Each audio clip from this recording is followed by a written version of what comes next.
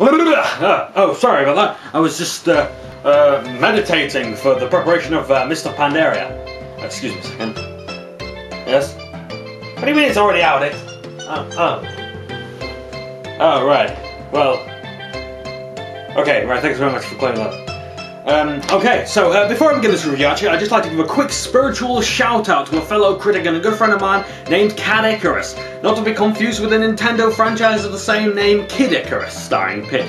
He's a great PlayStation 1 reviewer and he deserves all the fanhood he gets, so please check him out in the links below.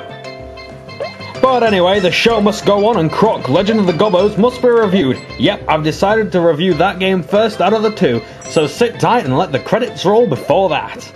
What makes a man? Is it the power in his hands? Is it his quest for glory? Give it all you got to fight to the top, so we can know your story. Now you're a man, now you're a man, man. You are now a man, you're a man. Now you're a man. Croc, Legend of the Gobbos was a 1997 platform game developed by Argonaut Software and published by Fox Interactive. The game saw Croc, the protagonist, go through a series of levels trying to conquer the evil Baron Dante.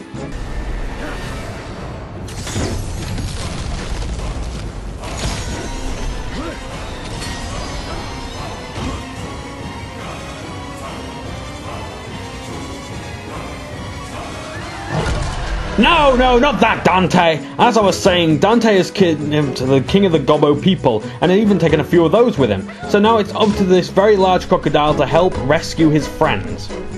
So the plot's not exactly anything special, even in the year 1997. The game surprisingly made it to several consoles including PC on Big Box, the Sega Saturn and even the Game Boy Color, though obviously the GBC version is a lot less sophisticated than the console versions and is a top-down RPG. So we have to move on now to the gameplay, and let's first of all talk about the lobby system. As you can see, it's nothing short of Crash Bandicoot, and by this I mean it's primitive at best. It's just a single screen where you supposedly navigate a 3D map, but in the end, it's still linear level placement. Each island has so many levels, including a boss battle at the end, and maybe one in between. There's approximately 8 levels in each island, and that's about it.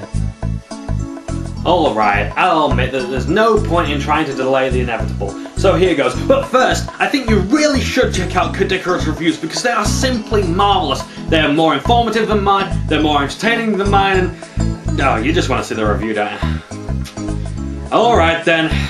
Okay, so maybe Croc isn't terrible. It's a fun little platformer with some minor problems and gives you enough reason to have a petty gripe about it, but it's nothing that a bit of Coca-Cola can't solve. And if you drink Pepsi, I hope you choke on it! You hear me, you heretics?! Sorry about that, Pepsi fans. I know I've got to stop with the straying. Okay, back to the game. Croc has several abilities which can help him on his way, but most of them are useless. I mean, sure he has a tail whip, but why dare approach an enemy and spam the circle button? Chances are it'll just result in a death because it has such a short range. What about the bug bounce? Only useful in certain parts of the game. It's not a very effective attack, and it's easy to think that pressing X twice makes you do a double jump, and not this fecal headwear that's called an arse smash. So, what's left to do but run and jump? Well, nothing. The enemies in this game can be defeated, but they spawn ever so quickly, and they don't drop anything most of the time, or, well, any of the time, really. But it's good to have some practice before those bosses. I think I need to discuss the jumping here because it's ridiculous, and combined with one of my pet peeves, it can be the bane of any patient player. Jumping sends Croc to the moon, he comes back down with a t-shirt. Sounds great, right? Well, it's not. See, jumping high is good at some points, but it doesn't get you very far, or sometimes too far.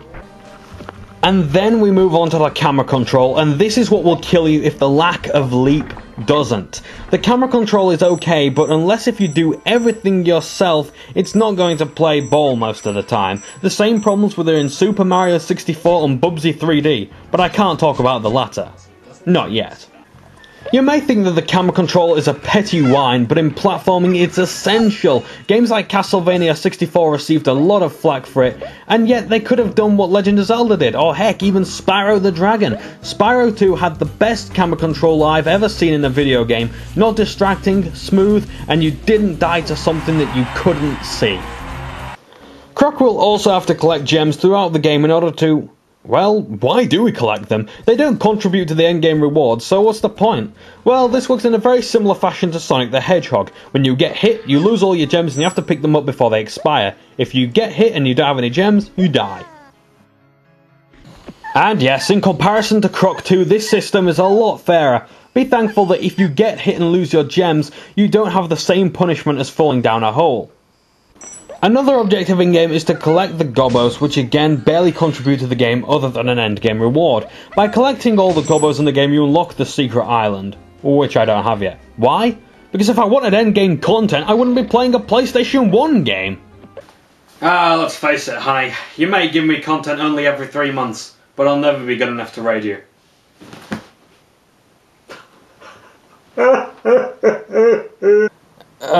Anyway, after that, the Gobbos are often in the most obvious places and sometimes they're impossible. What makes this a negative thing is that you have to explore every inch of the level just to make sure there's not one hidden under a crate or just in plain sight. Perhaps you like a lot of puzzle, I'll accept that, but not when the game doesn't bother to stop me from progressing if I don't find them. I'm serious, that's a huge flaw. What's the point in trying to find the Gobbos altogether when the exit is in plain sight? These levels are literally a minute long or less if you don't collect the Gobbos, because level design is often linear and just requires you to go through a few doors and such. Now onto the bosses. I don't think the bosses are anything particularly interesting and pale in comparison to, say, I don't know, High Priest Venoxis!